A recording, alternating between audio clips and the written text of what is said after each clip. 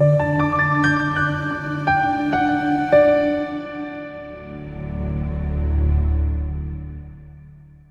nje ukulonda uNkulunkulu ukuthi sikwazi ukukhuluma nawe ngokukhethekile. Kaba ku pastor uningi ngiyathemba uyaphila. uNkulunkulu makaqhubekeke kulondeke. Whatever you do engathi ngingaphumelela empilweni. Udaba olamaphupho asinanazi ngicela ukuthi ke subscribe. Bese ke ubukela wonke ama video esiwenzile kuyi-channel. Impendulo zikhona. Bese ke uqinisekisa ukuthi ke njengoba usibukela le video uyalike ngane kwethu. Lokho ke kuyoba isibusiso esikhulu kuthina. Asibheke iphupho la elisho uma uphupha mhlawumbe ushanela esontweni. Lolo Paulo hle kakhulu lusho ukuthi ke uyigugu uthobekile phambi kaNkulunkulu. 1 Corinthians chapter 6 verse 20 ke for you are both with a prize, therefore glorify God in your body and in your spirit which are God's. Kanti uma uphupha ushanela futhi esontweni uPaul uhle nalo lungaphinde luveze ukuthi mhlawumbe ubalulekile uyalalela futhi uzophumelela uphinde ujabule empilweni. 2 Chronicles chapter 15 verse 7 but as for you be strong and do not give up, for your work will be rewarded.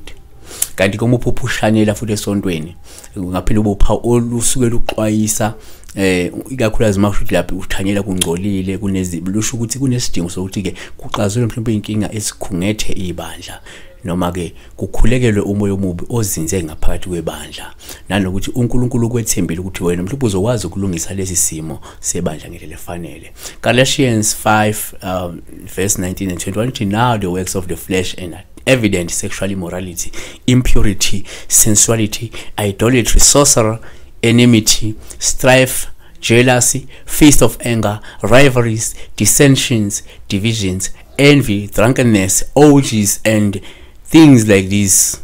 I warn you, as I warned you before, that those who do such things will not inherit the kingdom of God. Kanti uma uphupha abantu belwa esontweni lolu phawu lubi olungasho ukuthi leli abantu olubonile libhekene nezimpi zikamoya. Ephesians 6 Ephesians 6 verse 12 it's again put on the full armor of God so that you can make your stand against devil's schemes. 12 for your struggle is not against flesh and blood, but against the rulers, against authorities, against the powers of this world, darkness, and against the spiritual forces of evil in the heavenly realms. Kanti uma uphupha ubalekela ke esontweni noma ubaleka ungena esontweni lolu phawu oluhle nalo lusho ukuthi usuze wayithola indawo emhlophe yenduduzo, indawo enokuthula nendawo enenjabulo kanye noNkulunkulu.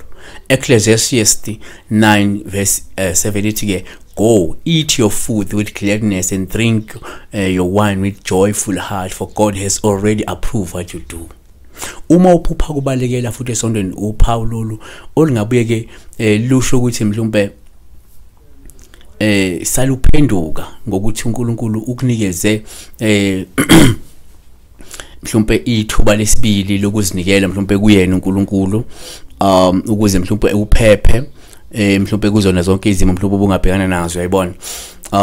uMathewu 11 verse 18 verse 28 empeleni Matthew 11 verse 28 come to me all you who are weary and burdened and I will give you rest. So ngiyabonga kakhulu uNkulunkulu engathi ke ngakulonda kubusise nje ke wakhohlwa ukusubscribe bese ubukela wonke ama video bese ke ulike le video le namanye futhi bese utshela nabanye abantu khona i channel. Yebo siyabonga.